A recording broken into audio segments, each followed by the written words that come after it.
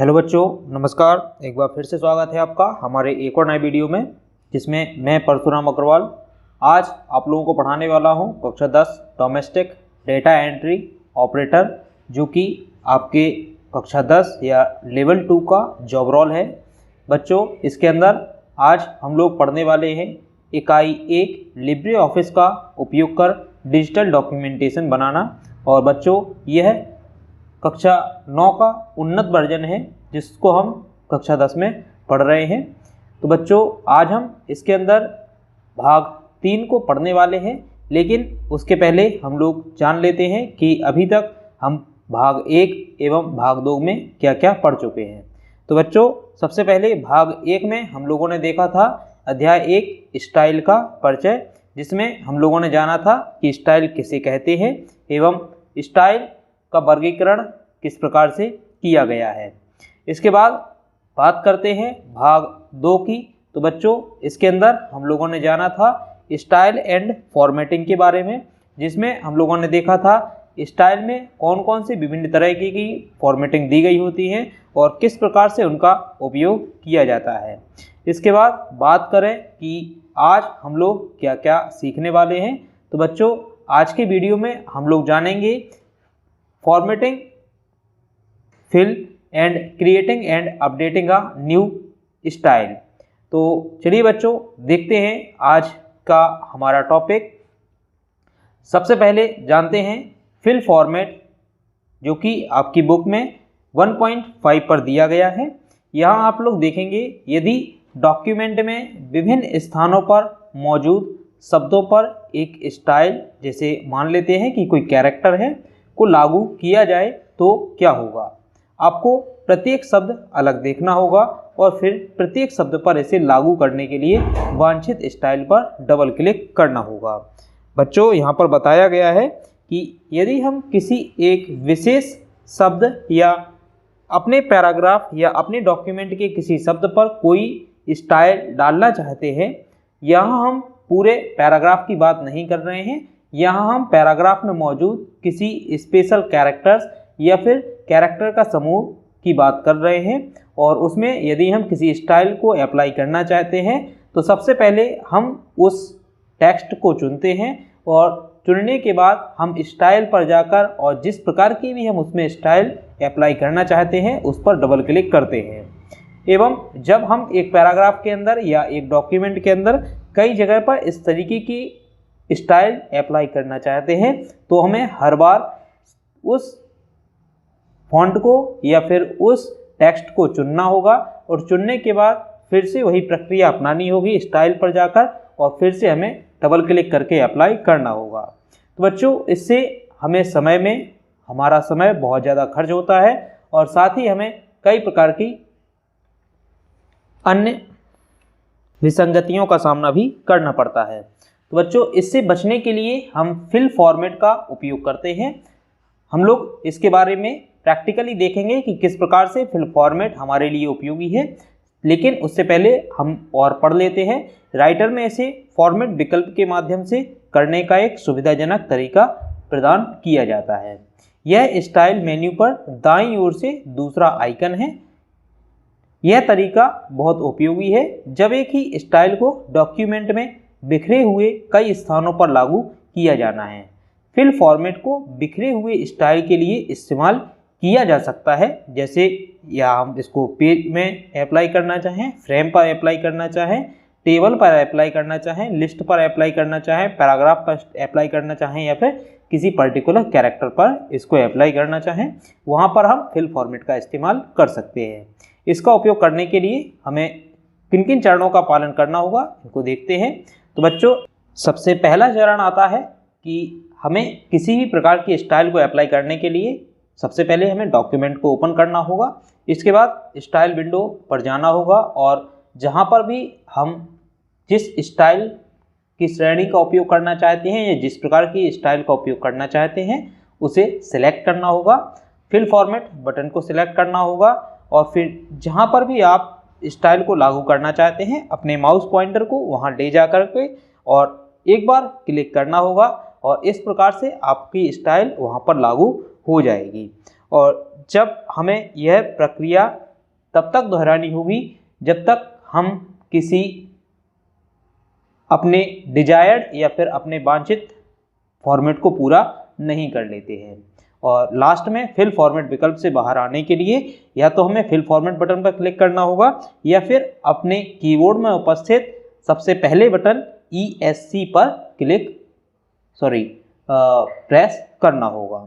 तो बच्चों, इसको हम प्रैक्टिकली देख लेते हैं कि आखिर फिल फॉर्मेट का उपयोग क्या है और किस प्रकार से यह काम करता है। तो इसके लिए बच्चों सबसे पहले हम अपनी लिब्रे ऑफिस को ओपन कर लेते हैं। तो मैं यहाँ पर मेन स्क्रीन पर आता हूँ और यहाँ से मेरे टास्क बार में लिब्रे ऑफिस का शॉर्टकट दिया गया है जिस पर मैंने क्लिक किया है। और इस पर क्लिक करने से हम देखेंगे हमारे सामने लिब्रे ऑफिस ओपन हो रहा है। आप लोग देख सकते हैं कि आपके सामने लिब्रे ऑफिस का एक पेज खुल करके आया है जिसमें हमारे पास पहले से एक डॉक्यूमेंट तैयार है जो कि नॉइस पॉल्यूशन के नाम से बना हुआ है बच्चों। या फिर हम किसी अन्य डॉक्यूमेंट को भी ओपन कर सकते हैं। जैसे मैं यहाँ पर क्लास 10 C1 के नाम से एक डॉक्यूमेंट बना हुआ है जिस पर मैं क्लिक करता हूँ। और जब मैं इस डॉक्यूमेंट पर क्लिक करूँगा तो हम देखेंगे कि इस डॉक्यूमेंट में जो भी मैटर है वो ओपन हो जाएगा। तो बच्चों, आप लोग देख रहे हैं कि आपके सामने एक डॉक्यूमेंट खुल चुका है। और यहाँ हम लोग देख रहे हैं, कल हम लोगों ने इस वीडियो को देखा, एक वीडियो में जाना था कि साइड बार में स्टाइल किस प्रकार से ओपन होती है। तो बच्चों, यहाँ आप देख सकते हैं कि यहाँ स्टाइल दिया गया है और ये आपका एक्शन बटन है, जबकि यह आप देख सकते हैं कि फिल फॉर्मेट मोड लिखा हुआ है। तो बच्चों, हमें इसी का उपयोग आज कर देखना है कि किस प्रकार से इसका उपयोग हम कर सकते हैं। तो यहाँ सबसे पहले हम किसी अपने स्टाइल कैटेगरी में से किसी भी प्रकार की कैटेगरी को चुन लेते हैं। जैसे मैं एक कैरेक्टर कैटेगरी को चुन लेता हूँ और यहाँ पर एक किसी भी प्रकार की स्टाइल को चुन लेता हूँ। जैसे मैं यहाँ स्ट्रेंथ एम्फेसिस स्टाइल को यहाँ से चुन लेता हूँ। और जब मैंने इसको चुना और इसके बाद मैं फिल फॉर्मेट मोड बटन पर क्लिक करता हूँ। जैसे ही मैं बच्चों इसको हम चरण के माध्यम से भी समझ लेते हैं कि किस प्रकार से हमें स्टेप बताए गए थे। देखिए, सबसे पहला स्टेप बताया गया था कि हमें अपने डॉक्यूमेंट को ओपन करना है, जो कि हम अपने डॉक्यूमेंट को ओपन कर चुके हैं। दूसरे में हमें बताया गया था कि हमें स्टाइल विंडो खोलना है और जिस प्रकार की भी श्रेणी का उपयोग करना है उस श्रेणी में जाकर के और ड्रॉप डाउन लिस्ट में से स्टाइल को चुनना है। तो आप लोग देख सकते हैं कि मैंने यहाँ पर स्टाइल में एक कैटेगरी कैरेक्टर स्टाइल को चुना है और यह इसकी ड्रॉप डाउन लिस्ट है। इस ड्रॉप डाउन लिस्ट में से मैंने स्ट्रॉन्ग एम्फेसिस को चुन लिया है।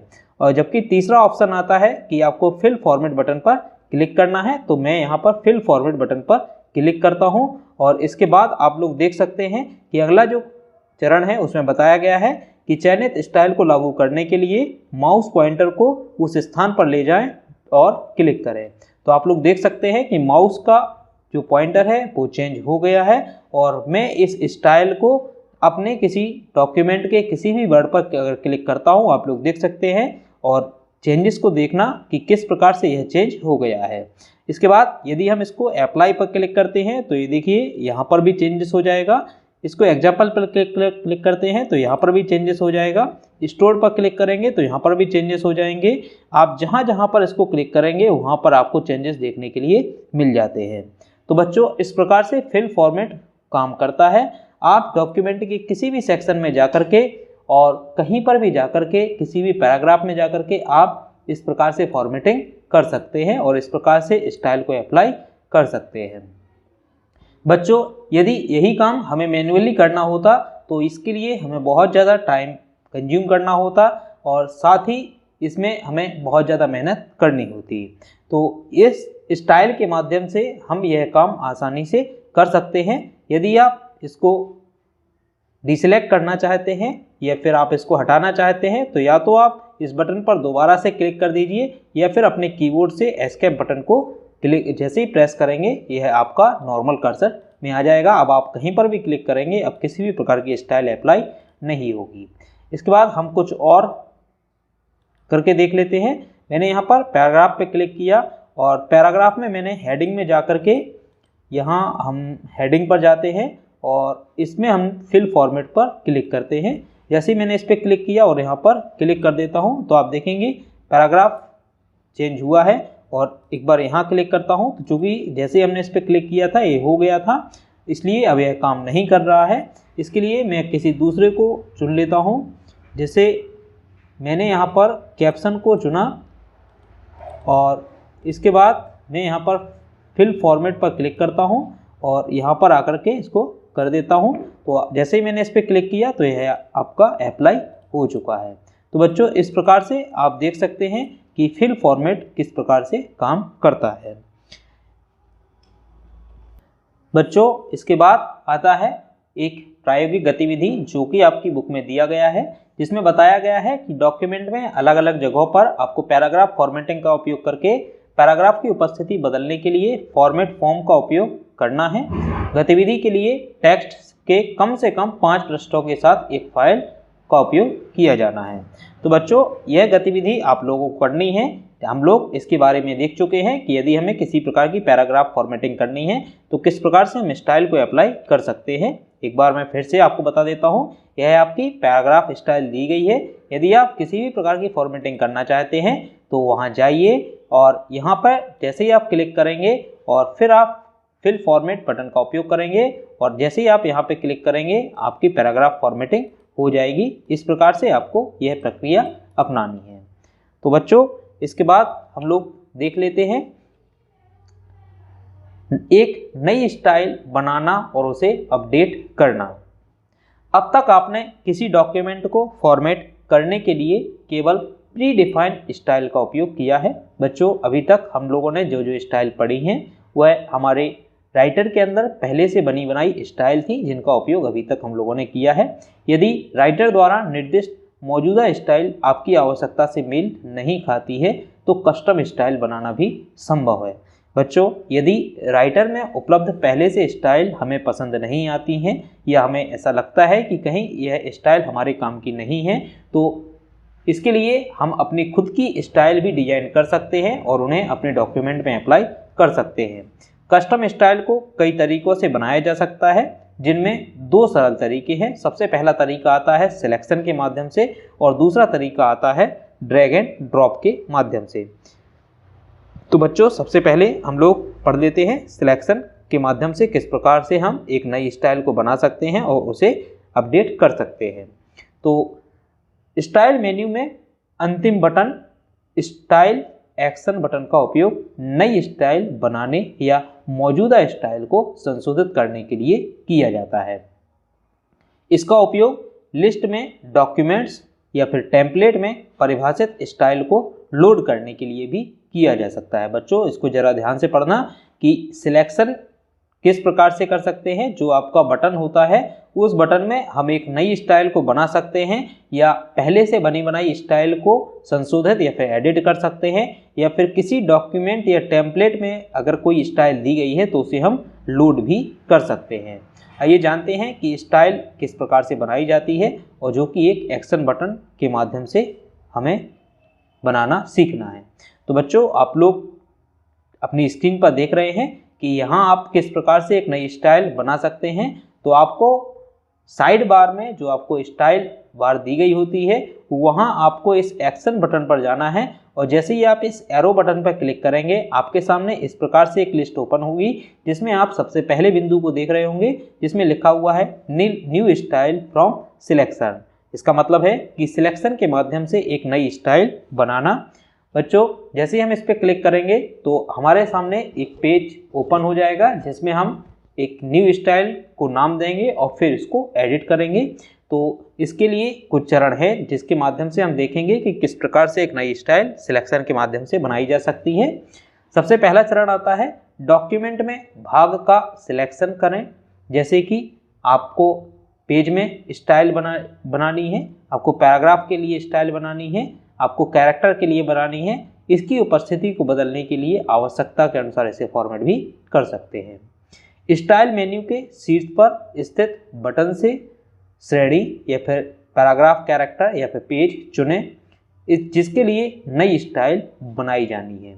सबसे पहले स्टाइल एक्शन बटन का सिलेक्शन करें और इसके बाद सिलेक्शन से न्यू स्टाइल पर क्लिक करें।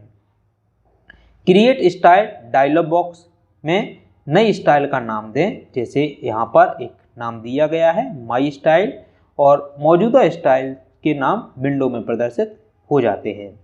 नई स्टाइल के नाम को सेव करने के लिए ओके पर क्लिक करें और ध्यान दें कि स्टाइल की लिस्ट में नवनिर्मित जो स्टाइल है उसका नाम दिखाई देने लगता है।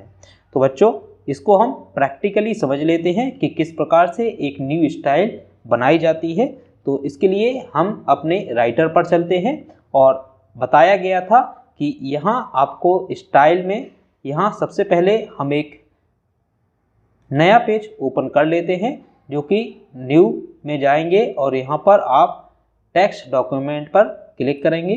जैसे ही हम टेक्स्ट डॉक्यूमेंट पर क्लिक करेंगे हमारे सामने एक ब्लैंक पेज ओपन हो जाएगा और यहाँ अब आपको साइड में जाकर के आप साइड बार में देखेंगे स्टाइल आपको दिया गया है। इस स्टाइल अगर आपको नहीं मिलता है तो यहाँ आप क्लिक करेंगे।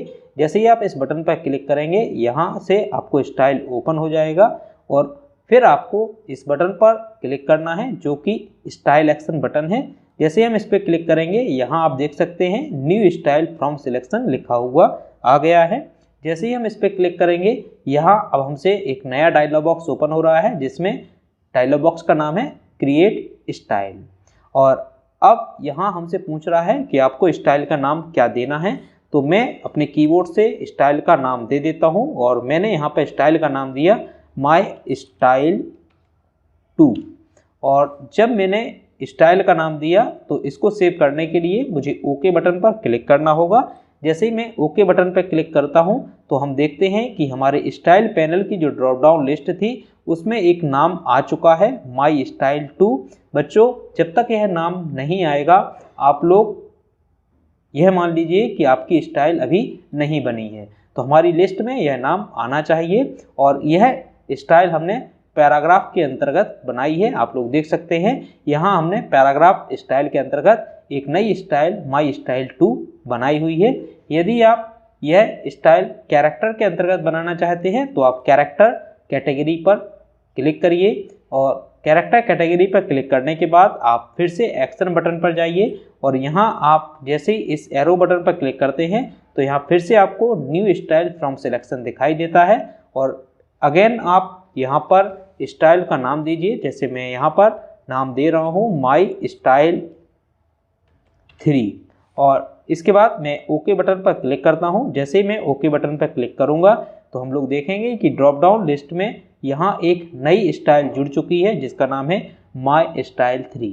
बच्चों, अभी आप लोग इस बात पर विशेष ध्यान दें कि इसके अंदर अभी हमने किसी भी प्रकार की फॉर्मेटिंग नहीं दी है और इसके लिए हमें इस स्टाइल को अपडेट करना होगा और जिसके अंदर हम अलग अलग प्रकार की फॉर्मेटिंग देंगे कि इसमें कैरेक्टर का कलर कैसा होगा, किस प्रकार का फॉन्ट फेस रखा जाएगा, किस प्रकार का फॉन्ट का साइज होगा और किस प्रकार से वह बोल्ड होगा या इटैलिक होगा, अंडरलाइन होगा। यह सारी चीज़ें हम इसके अंदर अपडेट करेंगे। तो बच्चों, इसके बाद अब आगे आता है प्रायोगिक गतिविधि नंबर 4 जो आपकी बुक में दी गई है। इसको आप लोग अपने कंप्यूटर पर करके देखेंगे और जानेंगे कि किस प्रकार से हम एक नई स्टाइल बना सकते हैं और उसे अपडेट कर सकते हैं। सबसे पहले आप इस प्रायोगिक गतिविधि 4 के अनुसार आपको लोगों को एक नई स्टाइल पैराग्राफ स्टाइल कैटेगरी के अंतर्गत बनानी है जिसमें आपको फॉन्ट आप लोग देख सकते हैं। फॉन्ट फॉर्मेट आपको यहाँ पर एरियल रखना है, फॉन्ट का आकार आप 12 रखेंगे और लाइन स्पेसिंग यहाँ पर आप 1.5 पॉइंट रखने वाले हैं।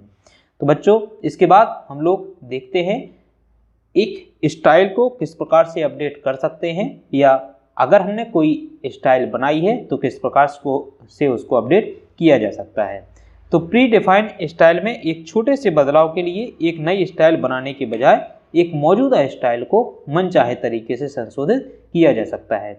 बच्चों, ऐसा नहीं है कि लिब्रे ऑफिस की ओर से हमें जो प्री डिफाइंड स्टाइल दी गई होती हैं हम उनको अपडेट नहीं कर सकते, हम उनको भी अपडेट कर सकते हैं और इसके लिए बहुत ही आसान तरीका है। सबसे पहले आप लोगों को एक्शन बटन पर जाना है और वहाँ पर दूसरा जो ऑप्शन होगा अपडेट सिलेक्टेड स्टाइल पर, उसके लिए सबसे पहले हमें जिस स्टाइल को हम अपडेट करना चाहते हैं उस पर क्लिक करना होगा। क्लिक करने के बाद हम एक्शन बटन पर जाएंगे और यहाँ पर अपडेट सिलेक्टेड स्टाइल पर क्लिक करेंगे। इसके बाद हमारे सामने एक विंडो ओपन होती है जहाँ हम अपनी स्टाइल को अपडेट कर सकते हैं। तो बच्चों इसको हम प्रैक्टिकली देखते हैं कि किस प्रकार से हम इसको अपडेट कर सकते हैं। उसके लिए हम पहले कुछ चरणों को पढ़ लेते हैं कि आखिर ऐसे हम कौन कौन से चरण इसके लिए अपनाएंगे जिनके माध्यम से हम स्टाइल को अपडेट करते हैं। तो पेज, फ्रेम या पैराग्राफ स्टाइल की मौजूदा यूजर डिफाइंड स्टाइल को संशोधित करने के लिए निम्नलिखित चरणों का पालन करना है। बच्चों यूजर डिफाइन से मतलब है कि हमारे द्वारा जो स्टाइल बनाई गई हैं उनको हम यूजर डिफाइंड स्टाइल कहते हैं। तो इसमें सबसे पहला स्टेप आता है संशोधित करने के लिए सबसे पहले हमें पृष्ठ या पैराग्राफ को सिलेक्शन करना होगा। हम बच्चों जिस भी स्टाइल को हमने बनाया है तो सबसे पहले हमें उस कैटेगरी में जाना होगा जिस कैटेगरी के लिए हमने स्टाइल बनाई है। उसके बाद हमें आवश्यकता के अनुसार चयनित भाग को फॉर्मेट करना होगा। बच्चों जिस स्टाइल पर हम क्लिक करेंगे और उसके बाद हम उसमें अपने अनुसार उसकी फॉर्मेटिंग करेंगे। स्टाइल मेनू पर जाएं और बटन पर क्लिक करें जिसकी स्टाइल आप अपडेट करना चाहते हैं। स्टाइल एक्शन बटन का उपयोग करके अपडेटेड सिलेक्टेड स्टाइल पर क्लिक करना होगा जैसे हम लोग पहले पढ़ चुके हैं। और बच्चों जैसे आप लोगों के सामने एक नोट दिया गया है कि आप देखें कि संशोधित किया गया पहलू पूरे सिलेक्शन के दौरान समान रहता है। जैसे उदाहरण के लिए पैराग्राफ में यदि आप फॉन्ट फेस या साइज बदल रहे हैं तो यह पूरे के पूरे पैराग्राफ के लिए बदलता है, ना कि किसी स्पेशल पार्ट के लिए। बच्चों यदि हम पैराग्राफ कैटेगरी के अंतर्गत कोई स्टाइल बना रहे हैं और उसे संशोधित कर रहे हैं, अपडेट कर रहे हैं, तो जब भी हम उसको अप्लाई करेंगे वह पूरे के पूरे पैराग्राफ पर अप्लाई होगा, ना कि किसी एक पर्टिकुलर लाइन पर या किसी पर्टिकुलर कैरेक्टर पर। तो बच्चों चलिए इसको हम प्रैक्टिकली देख लेते हैं कि किसी स्टाइल को हम किस प्रकार से अपडेट कर सकते हैं। तो आप लोग देख रहे हैं हमने यहाँ पर एक पैराग्राफ के अंतर्गत एक नया स्टाइल बनाया था जिसमें हम पैराग्राफ के अंतर्गत हमने बनाया था माई स्टाइल 2। सबसे पहले हम इसको सिलेक्ट करेंगे। सिलेक्ट करने के बाद अब हम एक्शन बटन पर जाएंगे। एक्शन बटन पर जाने के बाद हम इस पर क्लिक करेंगे। जैसे ही हम इस पर सिंगल क्लिक करेंगे हम लोग देखते हैं कि हमारे सामने अपडेट सिलेक्टेड स्टाइल एक ऑप्शन आ चुका है। जैसे ही हम इस पर क्लिक करते हैं हमारे सामने एक नया डायलॉग बॉक्स ओपन होगा। थोड़ा सा समय लगेगा डायलॉग बॉक्स को ओपन होने के लिए, तो आप लोग अभी देखेंगे कि किस प्रकार से हमारे सामने माई स्टाइल 2 से संबंधित एक डायलॉग बॉक्स ओपन होता है। तो बच्चों इस प्रकार से हमारे सामने एक नई विंडो ओपन होती है जो कि माई स्टाइल 2 नाम से है। आप देख सकते हैं इसमें हमें कई सारे ऊपर टैब दिए गए हैं जिनके माध्यम से हम अपने पैराग्राफ की फॉर्मेटिंग कर सकते हैं या अपनी पैराग्राफ में स्टाइल दे सकते हैं। जैसे आप लोग देख रहे हैं यहाँ पर एक टैब ऑर्गेनाइजर का दिया गया है जिसमें स्टाइल का नाम बताया गया है। यहाँ नेक्स्ट स्टाइल बताई गई है। यहाँ आपको इनहेरिट फ्रॉम बताया गया है कि कहाँ से यह स्टाइल लिया गया है या किस कैटेगरी में यह स्टाइल बनी हुई है। और यहाँ आप लोग देख सकते हैं इसके इंडेंट एंड स्पेसिंग के बारे में कि आप कितना इसको इंडेंट देना चाहते हैं। जैसे यदि हम इसका इंडेंट बढ़ाते हैं तो आप लोग यहाँ प्रीव्यू में भी इसको देख सकते हैं कि इंडेंट किस प्रकार से यह काम कर रहा है। तो हम इसको थोड़ा सा इंडेंट दे देते हैं। आफ्टर टेक्स्ट यह कितना इंडेंट लेने वाला है यह चीज़ें हम इसके अंदर देंगे। साथ में यदि यह स्पेस देना है तो एबव पैराग्राफ इसके ऊपर कितना रहेगा या नीचे वाले पैराग्राफ के अंतर्गत कितना स्पेस रहेगा, यह चीज़ें हम यहाँ पर डिफाइन करेंगे। इसके अंतर्गत यदि हम किसी लाइन की स्पेसिंग रखना चाहते हैं कि लाइन की स्पेसिंग कितनी रहेगी तो इसे आप यहाँ से सिलेक्ट कर सकते हैं। और इसके बाद यदि हम यहाँ पर फॉन्ट फेस की बात करें तो इसके अंतर्गत किस प्रकार का फॉन्ट फेस रखा जाएगा, तो मैं यहाँ पर एक फॉन्ट फेस किसी को चुन लेता हूँ। आप लोग देख सकते हैं नीचे इसका प्रीव्यू दिखाया गया है। इस प्रकार का फॉन्ट इसमें अप्लाई हुआ है। साथ में मैं इसको बोल्ड कर देता हूँ और इसका जो साइज है मैं 14 कर देता हूँ। और इसके बाद मैं अगर फॉन्ट इफेक्ट की बात करूँ तो यहाँ फॉन्ट इफेक्ट में आपको कलर दिया गया है कि किस प्रकार का आप कलर रखना चाहते हैं। जैसे मैं इसका कलर बदल देता हूँ, रेड इसको कलर दे दिया, या थोड़ा सा कुछ और चेंज कर देता हूँ। मैंने यहाँ पर लाइट ब्रिक बन करके यहाँ पर इसको कलर दिया है। इसके बाद मैं इसकी पोजीशन अगर देखूं तो ये नॉर्मल पोजीशन रहेगा, 0 डिग्री रोटेटिंग रहेगी। और यहाँ पर स्पेसिंग की बात करूँ तो यहाँ पर जो कैरेक्टर की मेन स्पेसिंग होती है वो स्पेसिंग रहेगी। और अगर मैं इसकी अलाइनमेंट सेट करना चाहूँ तो अलाइनमेंट के लिए मैंने इसको जस्टिफाई किया हुआ है। इस प्रकार से मैंने इसकी थोड़ी सी फॉर्मेटिंग कर दी है। साथ में मैं इस पैराग्राफ में एक बॉर्डर भी क्रिएट कर देता हूँ और यह बॉर्डर चारों तरफ से हमारे पैराग्राफ के अंतर्गत हमें देखने के लिए मिलेगी। और इस प्रकार से हमने इसमें एक बॉर्डर क्रिएट कर दी है। और इसके बाद जैसे ही मैं अप्लाई बटन पर क्लिक करूंगा और ओके बटन पर क्लिक करता हूं तो यहाँ यह हमारी फॉर्मेटिंग इसकी हो चुकी है। अब इसको अप्लाई करने के लिए यदि हम किसी पैराग्राफ पर जाते हैं और इस पर डबल क्लिक करते हैं तो आप लोग देख सकते हैं कि यह स्टाइल जो हम लोगों ने क्रिएट की थी वह पूरी की पूरी स्टाइल हमारे पैराग्राफ पर अप्लाई हो चुकी है। तो बच्चों, इस प्रकार से हम खुद की स्टाइल को डिजाइन कर सकते हैं और उस स्टाइल को हम अपने डॉक्यूमेंट पर अप्लाई कर सकते हैं और अपने डॉक्यूमेंट को और भी बेहतर बना सकते हैं। इसके लिए अब हमने जब यह स्टाइल अप्लाई कर दी है तो अब हम यहाँ पर फिल फॉर्मेट का उपयोग करके देखते हैं। और जैसे हम इस पैराग्राफ पर क्लिक करते हैं तो आप देख सकते हैं कि यह भी यहाँ पर उसी फॉर्मेट में डिजाइन हो चुका है। तो बच्चों, इस प्रकार से हम अपनी खुद की स्टाइल को डिजाइन कर सकते हैं। इसके बाद पेज के लिए फॉर्मेटिंग करना चाहते हैं या आप कैरेक्टर के लिए फॉर्मेटिंग करना चाहते हैं तो इसके लिए जस्ट आपको उसी कैटेगरी को सिलेक्ट करना होगा। और जब आप उसको सिलेक्ट करेंगे तो आप उसी के नीचे देखेंगे कि आपको कुछ स्टाइल दी गई हैं और उन स्टाइल को आपको अपडेट करना है। और अपडेट करने के बाद जैसे ही आप इस पर क्लिक करेंगे तो यहाँ आपकी वह फॉर्मेटिंग अप्लाई हो जाएगी या वह स्टाइल अप्लाई हो जाएगी। तो बच्चों, आज आप लोगों ने देखा कि फिल फॉर्मेट मोड क्या होता है एवं साथ में आज आप लोगों ने एक नई स्टाइल को बनाना और साथ में उसको किस प्रकार से अपडेट किया जाता है उसके बिंदु क्रमांक 1 यानी सिलेक्शन के माध्यम से आपने देखा कि किस प्रकार से हम किसी बनाई हुई स्टाइल को अपडेट कर सकते हैं।